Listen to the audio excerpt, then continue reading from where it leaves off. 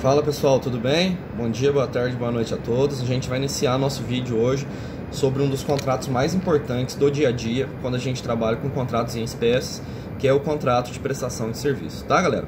O contrato de prestação de serviço ele se inicia no artigo 593 do Código Civil. O que diz esse artigo? Ele diz o seguinte: a prestação de serviço que não estiver sujeita à lei trabalhista ou à lei especial reger-se-á pelas disposições deste capítulo. Galera, a partir disso a gente já pode começar a fazer algumas conceituações e diferenciações acerca do contrato de prestação de serviço para o contrato de emprego, para o contrato de consumo e outras figuras semelhantes, tá? Então vamos falar um pouquinho do contrato de prestação de serviço. É o contrato pelo qual uma das partes se obriga, se compromete a realizar certo serviço ou certa atividade em benefício de outra pessoa, e essa outra pessoa se compromete a pagar uma remuneração. Repetindo, contrato de prestação de serviço é um contrato pelo qual uma das partes se obriga a realizar certa atividade em benefício de outrem e recebe em troca uma certa remuneração, tá galera? Não esqueçam que a remuneração é um dos elementos do contrato de prestação de serviço, porque se eu não tiver a remuneração, provavelmente eu vou ter uma doação de serviços e não um contrato de prestação de serviços, tá galera? Aí vocês lembram lá o artigo 3º da CLT, que fala o seguinte: considera-se empregado toda pessoa física que prestar serviços de natureza não eventual a empregador, sob dependência deste e mediante salário. Galera, a principal diferença do contrato de prestação de serviços para o contrato de emprego, que a gente tem a regência lá pela CLT, é o seguinte: é o elemento subordinação jurídica. Quando a gente trabalha com contrato de emprego, a gente tem a ideia de subordinação jurídica. No contrato de prestação de serviços, não. Ele é prestado de forma autônoma. Então essa que é a ideia, tá, gente? Um dos elementos da relação de emprego é a subordinação. Quando a gente trabalha com contrato de prestação de serviço, com a relação autônoma, a gente não tem justamente esse elemento, que é o elemento da subordinação. Beleza, galera? Aí vamos lá. E o contrato de consumo? O que é o contrato de consumo? O contrato de consumo é aquele que tem de um lado o consumidor e de outro lado o fornecedor. Quem que é consumidor mesmo? Consumidor é toda pessoa física ou jurídica que adquire produtos ou utiliza serviço como destinatário final. Está lá no artigo 2º do CDC. Consumidor é toda pessoa física ou jurídica que adquire ou utiliza produtos ou serviços como destinatário final. E lembrando que destinatário final para o STJ deve ser o destinatário fático e econômico. A ideia de teoria finalista, tá galera? Beleza então. Então vamos lá, o contrato de prestação de serviço então a gente viu que é o contrato pelo qual uma das partes se obriga a realizar certa atividade em benefício de outro mediante certa remuneração, tá galera? Isso não significa dizer, pela letra do Código Civil, a gente tem uma ideia de que quando eu tiver a prestação de serviço do Código Civil, eu não posso ter a ideia de diálogo das fontes, mas é possível, tá galera? É possível aplicar algumas regras do contrato de prestação de serviços, tanto nas relações de consumo, quanto em outras relações, tá galera? Então guardem esses pontos. O contrato de prestação de serviços, se a gente tem a ideia da remuneração e de executar um serviço para terceiro, a gente tem a primeira característica dele. Ele é um contrato bilateral e oneroso. Então, um contrato bilateral e oneroso. Além disso, galera, o contrato de prestação de serviço ele é comutativo, porque as partes sabem de antemão quais são as suas prestações. Ele é um contrato informal, ele não tem forma predeterminada em lei, pode ser tanto escrito quanto verbal, que é muito comum o contrato de prestação de serviço verbal, e é um contrato personalíssimo, tá galera? Personalíssimo por quê? Porque em regra eu não posso substituir a figura do prestador de serviços sem a sua anuência.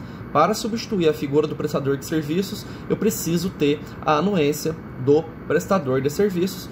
E por fim, é um contrato temporário, tá galera? Ele tem um prazo máximo de 4 anos, de acordo com o artigo 598 do Código Civil. Beleza, galera? Então vamos lá. Quanto que eu vou ter, então, a aplicação do contrato de prestação de serviço? Galera, é um dos contratos que mais tem aplicação no dia a dia.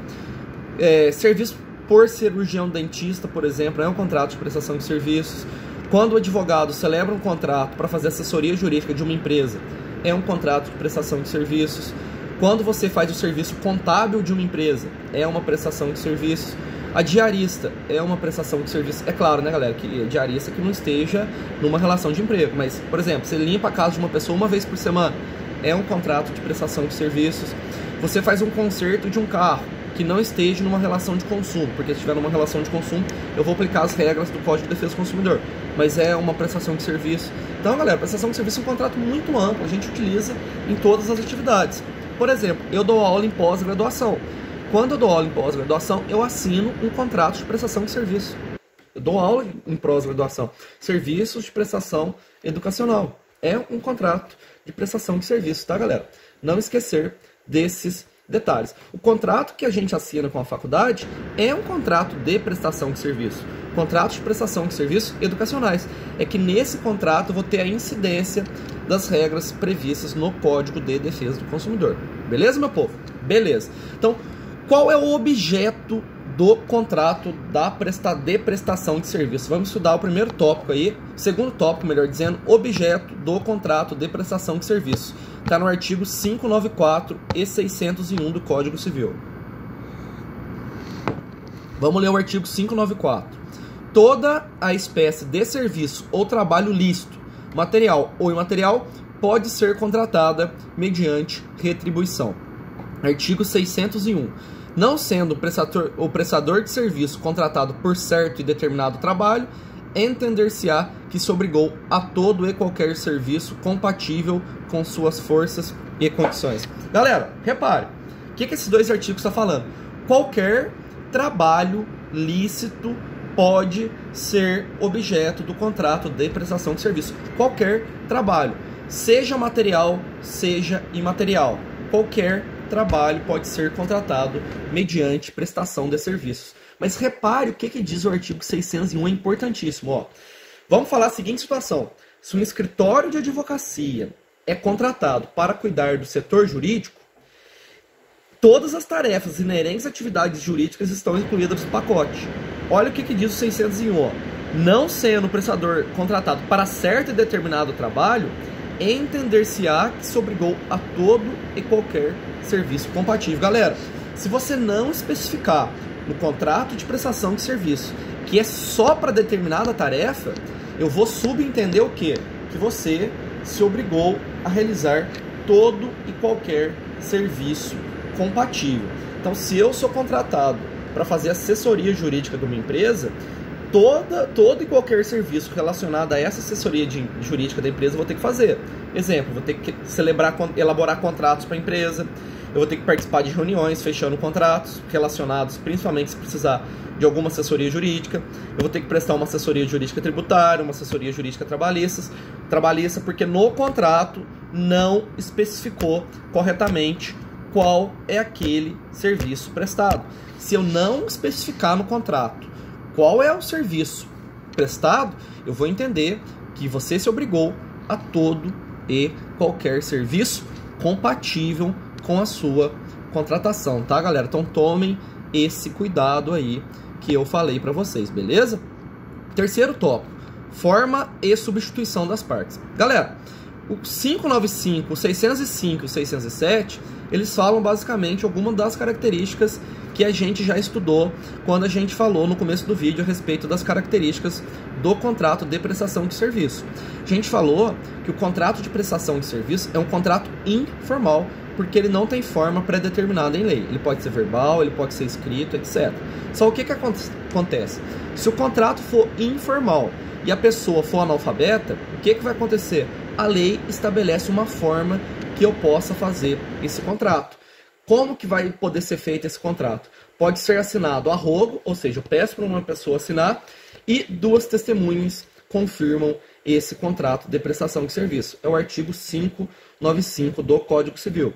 No contrato de prestação de serviço, quando qualquer das partes não souber ler nem escrever, o instrumento poderá ser assinado a rogo e subscrito por duas testemunhas. Então, apesar de ser um contrato informal, em se tratando de pessoa que não saiba ler ou que não saiba escrever, o que eu posso fazer? Eu posso assinar a rogo, pedir para uma pessoa assinar para ela, e duas testemunhas vão e subscrevem juntamente esse contrato, tá, galera? E o 605 e o 606, eles falam da característica personalíssima do contrato de prestação de serviço. O que o 605 fala? Ele fala que o trabalho do prestador não pode ser substituído. Vamos ler o 605? Nem aquele a quem os serviços são prestados poderá transferir a outrem o direito aos serviços ajustados, nem o prestador de serviços, sem aprazimento da outra parte, dar substituto a aquele, tá? Galera, contrato de prestação de serviço é um contrato personalíssimo. Isso tem duas consequências. Primeiro está no 605. Eu não posso substituir nenhuma das partes sem anuência delas. Segunda característica, se é um contrato personalíssimo, ele se extingue com a morte de qualquer das partes. É o que fala o 607. O contrato de prestação de serviços acaba com a morte de qualquer das partes. Porque todo contrato personalíssimo, galera, quando tem a morte de uma das partes, esse contrato se acaba, tá? O contrato, quando ele é personalíssimo, eu não posso substituir a pessoa do prestador, nem o tomador de serviço, e eu também não posso substituir, esse contrato se extingue, se resolve com a morte de qualquer das partes, porque esse contrato é personalíssimo. Beleza, galera? Vamos estudar agora a remuneração do contrato de prestação de serviços, tá? Primeira regra, artigo 597 do Código Civil. Artigo 597. Galera, quando a gente trabalha com remuneração, as partes podem convencionar previamente o momento, o valor e a forma que vai ser feito esse pagamento, beleza? Qual que é a ideia? Se eu não convenciono o momento do pagamento, o que o 597 fala? Na ausência de pactuação, primeiro eu vou prestar o serviço e depois eu vou fazer o pagamento. Então essa que é a regra constante do artigo 597 do Código Civil. Qual que é o momento do pagamento da retribuição? Se as partes não tiverem combinado anteriormente, ou seja, se não tiver acordo entre as partes, a retribuição vai ser paga quando?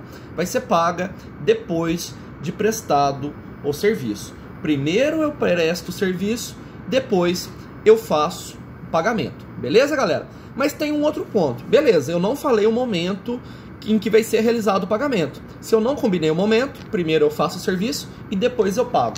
Professor, mas e se eu não combinei o valor? Eu esqueci, ó, eu deixei meu carro lá, eu não combinei quanto que vai ser. Eu não combinei quanto que vai ser o serviço. E agora, quanto que é o valor devido que eu vou pagar? Olha que legal, gente, o artigo 596 do Código Civil, o que ele fala, ó? Não se tendo estipulado nem chegado ao acordo, fixar-se-á por arbitramento a retribuição, segundo o costume do lugar, o tempo do serviço e sua qualidade, tá? Então vamos lá. Se as partes não chegaram a um acordo e nem tendo estipulado o valor, o juiz vai exercer essa função de forma subsidiária por meio de uma ação de arbitramento judicial de honorários, tá, galera? Então você vai juizar uma ação judicial de arbitramento para que o juiz fixe esse valor. E quais parâmetros o magistrado vai utilizar? Primeiro, ele vai ver qual foi o tempo gasto para a realização do serviço. Segundo, ele vai consultar qual é a remuneração normalmente paga naquela localidade. Ele vai verificar o quê? Vai verificar o valor médio daquela retribuição naquela cidade e vai mensurar a qualidade do trabalho feito por uma das partes, tá, galera?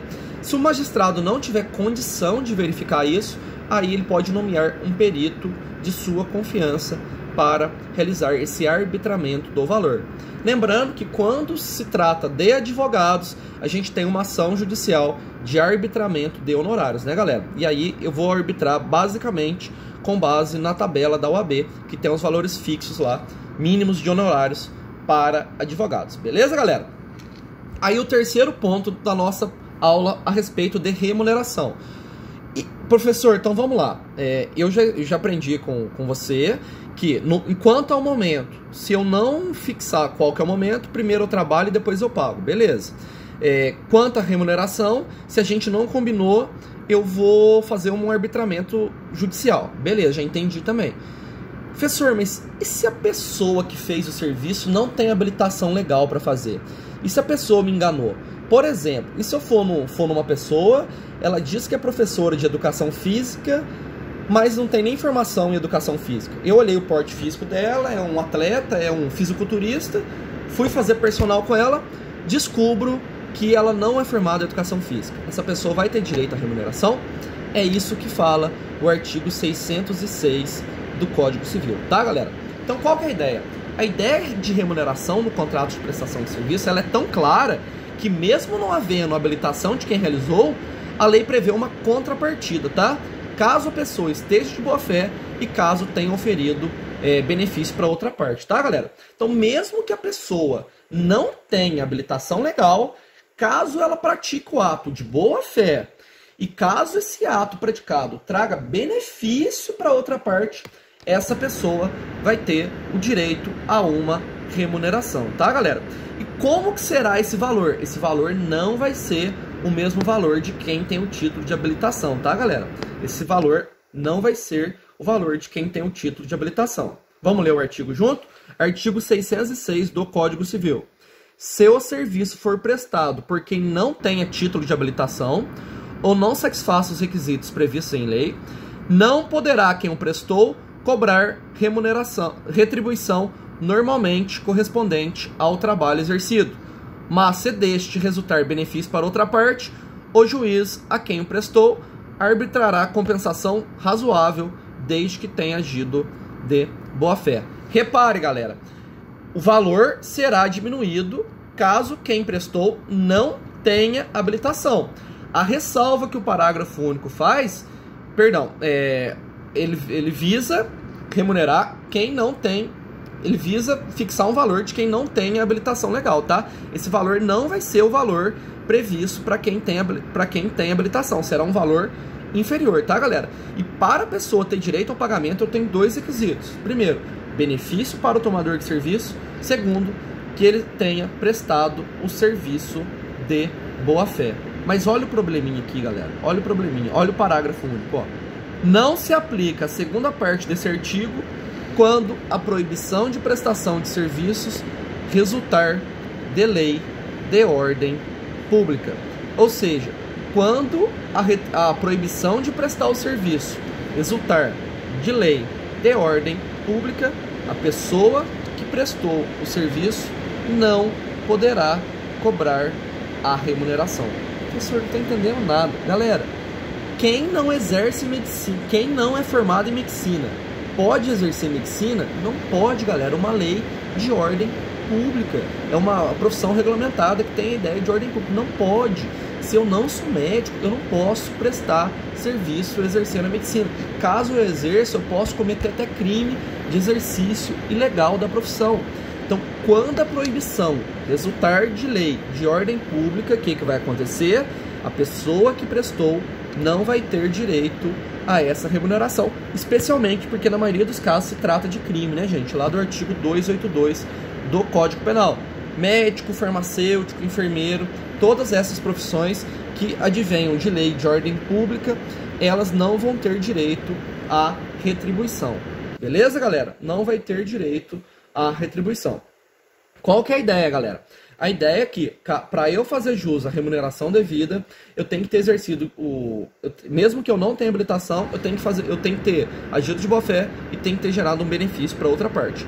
Quando estiver diante de lei de ordem pública, essa proibição, não poderá o prestador de serviço receber qualquer remuneração. Beleza, galera? Vamos estudar agora o prazo do contrato de prestação de serviços que está no artigo 598 do Código Civil. Vamos ver o que fala esse artigo. Galera, esse artigo 598 do Código Civil tem três pontos importantes que eu quero que vocês anotem, tá?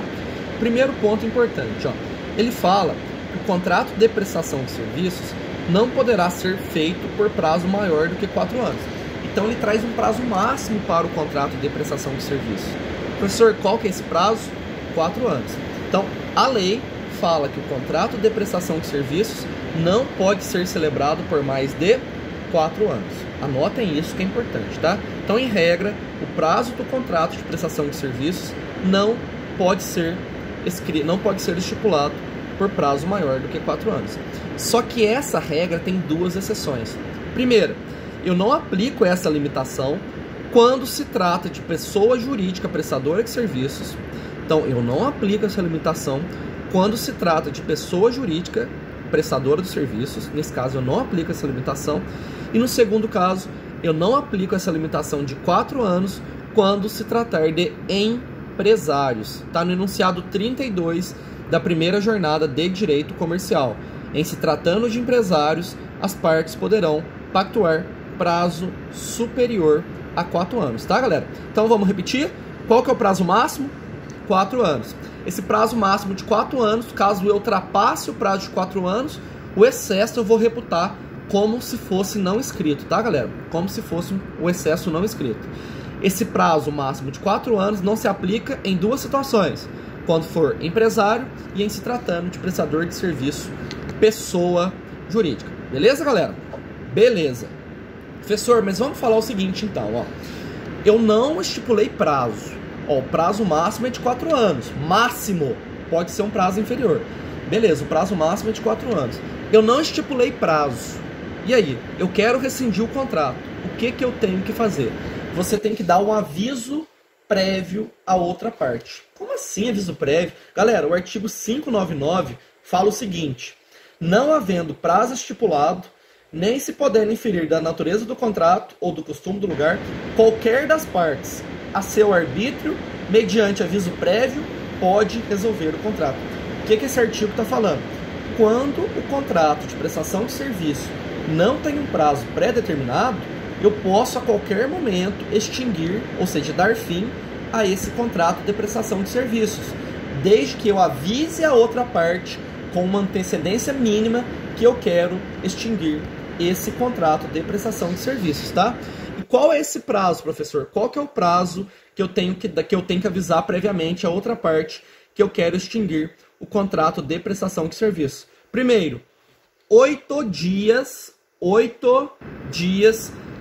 se a remuneração for fixada mensalmente. Se a remuneração for fixada mensalmente ou mais, tá? Então, eu pago a remuneração mensalmente. Qual que é o prazo de aviso prévio que eu tenho que dar para outra parte? 8 dias, tá? 4 dias se for pago por semana ou quinzenalmente. 4 dias se for pago por semana ou quinzenalmente. De véspera, ou seja, um dia antes, quando se tenha contratado por menos de 7 dias, tá, galera? Então, quando eu pago por menos de 7 dias, beleza? Então, vamos repetir. O que é essa ideia de direito de aviso prévio? As partes podem celebrar um contrato de prestação de serviço sem prazo. Não havendo prazo estipulado, caso eu deseje romper a prestação de serviço, eu tenho que dar um aviso prévio à outra parte. Eu tenho que informar ela com antecedência que eu quero por fim a esse contrato, tá, galera? Não esquecer da ideia do aviso prévio. Professor, mas vamos lá, ó. Beleza, entendi. Eu tenho que dar o aviso prévio. Mas vamos falar o seguinte, ó. Eu fixei o contrato por certo prazo. Então eu pus lá 2 anos o contrato. Ou então, professor, eu não fixei o contrato por certo prazo. Mas eu fixei por certo serviço. Eu fiz a pintura da minha casa. Eu não falei qual que é o prazo que ele tem para pintar a minha casa. Mas eu fiz um certo serviço. Eu paguei ele para pintar a minha casa. Eu estou pagando ele por dia para pintar a minha casa. Então eu pago para ele R$100 por dia. Primeiro ponto, eu posso extinguir esse contrato antecipadamente.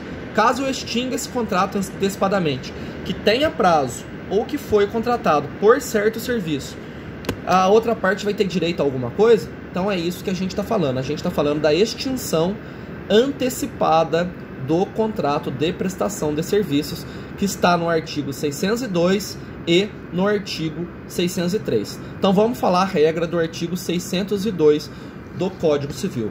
Galera, o artigo 602 do Código Civil proíbe que o prestador de serviços se ausente sem justa causa, tá? Então, o 602, ele proíbe que o prestador de serviços se ausente sem justa causa. Exemplo, paguei um pintor para fazer a pintura da minha casa. Ele não pode abandonar o serviço sem justa causa. Professor, mas ninguém é obrigado a trabalhar para outra pessoa. E se ele desistiu? E se ele não quer mais? Se ele não quiser mais, ele vai ter direito à retribuição até aquele dia em que ele trabalhou, mas ele vai ter que me pagar perdas e danos, tá? Vamos ler o 602 para vocês fixarem melhor? O prestador de serviços contratado por tempo certo ou por obra determinada não poderá se ausentar sem justa causa antes de preenchido o tempo ou concluída a obra. Fui contratado por prazo determinado ou para fazer determinado serviço, eu não posso sair sem justa causa, tá, galera? Parágrafo único. Se despedir sem justa causa, terá direito à retribuição vencida, mas responderá por perdas e danos. O mesmo dar-se-á se despedido por justa causa. Galera, então, o que é a regra que a gente falou? Se eu sou prestador de serviços, eu não posso pular fora do barco. Tá? Essa que é a ideia. Caso eu abandone o trabalho, ou seja, caso eu rompa o contrato de maneira antecipada, eu vou ter direito à remuneração vencida, ou seja, até aquele dia que eu trabalhei. Mas eu vou ser obrigado a pagar perdas e danos. Professor, entendi. Mas e se for o dono da obra, ou seja, se for o tomador de serviços que pular fora do barco? E se for o tomador de serviços que resolver dar aso à extinção do contrato de prestação de serviço? Aí eu entro no 603, gente. Olha o que o 603 fala. Ele fala que caso ele seja despedido sem justa causa, ou seja, eu mando o cara embora, eu despeço o serviço do prestador de serviço. Caso ele seja despedido sem justa causa, o tomador deverá pagar integralmente a retribuição vencida e por metade e pela metade o restante. Então qual que é a ideia, gente? Eu contrato você para pintar a minha casa. Eu te contratei para pintar a minha casa. Eu vou, no meio do trabalho, eu te despeço sem justa causa. Você vai ter direito à remuneração até aquele dia em que você trabalhou e você vai ter direito à remuneração que seria devida até terminar o serviço pela metade. Então, se eu te despeço sem justa causa, você vai ter direito à remuneração devida até aquele dia e pelo tempo que faltada eu tenho que te indenizar pela metade do que você teria direito, tá? É o 603, ó. Se o prestador for despedido sem justa causa, a outra parte será obrigado a pagar por inteiro a retribuição devida e por metade o que lhe tocaria até o fim do contrato. Beleza, galera? Estamos indo para a reta final agora. Vamos falar sobre o aliciamento do prestador de serviços, tá? Galera, o artigo 608 do Código Civil, ele está relacionado à função social do contrato, na ideia de que o contrato tem uma eficácia externa, ou seja, uma eficácia para além das partes contratantes, tá?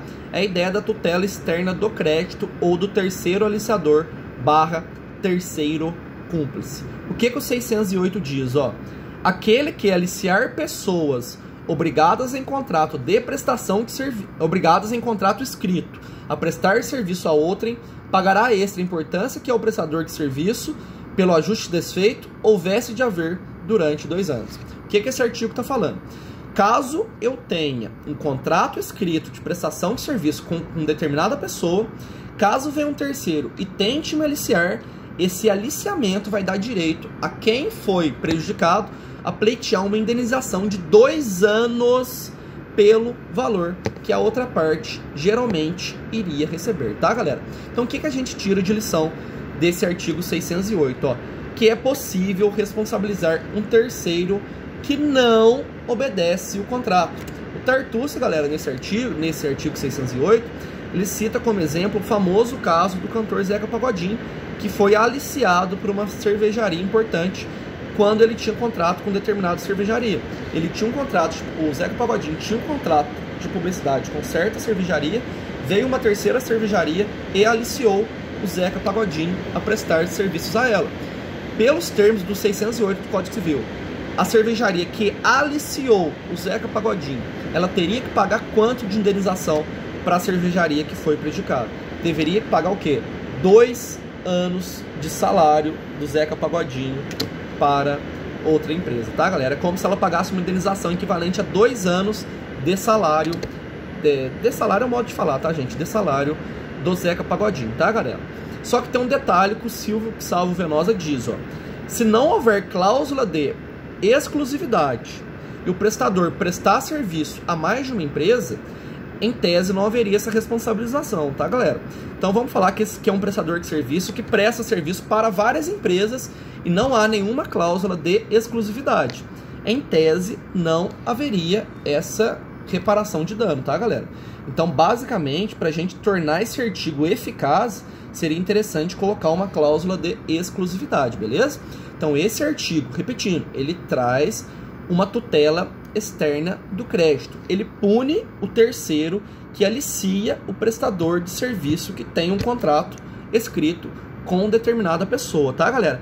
Qual que é a sanção? Pagar indenização equivalente a 2 anos de prestação de serviços do prestador. Beleza, galera? Não deixem de ler os artigos que a gente está mencionando aqui no nosso encontro. Para finalizar, a gente tem o artigo 607, que fala da extinção do contrato de prestação de serviços, tá, galera? Contrato de prestação de serviço, se ele é um contrato personalíssimo, ele vai se extinguir com a morte de qualquer das partes, tá? Primeira forma de extinção do contrato de prestação de serviço é a morte de qualquer das partes, tá? Segundo caso, escoamento do prazo. Terminou o prazo, contrato extinto, tá, gente? Advento do prazo, então, é a segunda forma de extinção do contrato de prestação de serviço. Terceira forma, conclusão dos serviços. Se eu cumprir o serviço, o contrato de prestação de serviços está extinto, né, galera? Porque eu cumpri o serviço que eu me comprometi a prestar, tá? Ele é extinto ainda pela rescisão do contrato mediante aviso prévio, lembra que a gente falou do direito ao aviso prévio, por inadimplemento de qualquer das partes ou pela impossibilidade de continuação do contrato, tá, galera? Se a possibilidade de continuação do contrato, se a continuação do contrato não for possível, o contrato de prestação de serviços também vai ser extinto. Ok, galera? Então a gente falou aí no nosso encontro das principais regras do contrato de prestação de serviço. É um contrato longo, ele tem várias regras importantes e é muito importante que vocês não deixem de estudar em casa, tá, galera? Não deixem de estudar em casa, não deixem de correr atrás da informação. Beleza, galera? Um abraço a todos e até mais.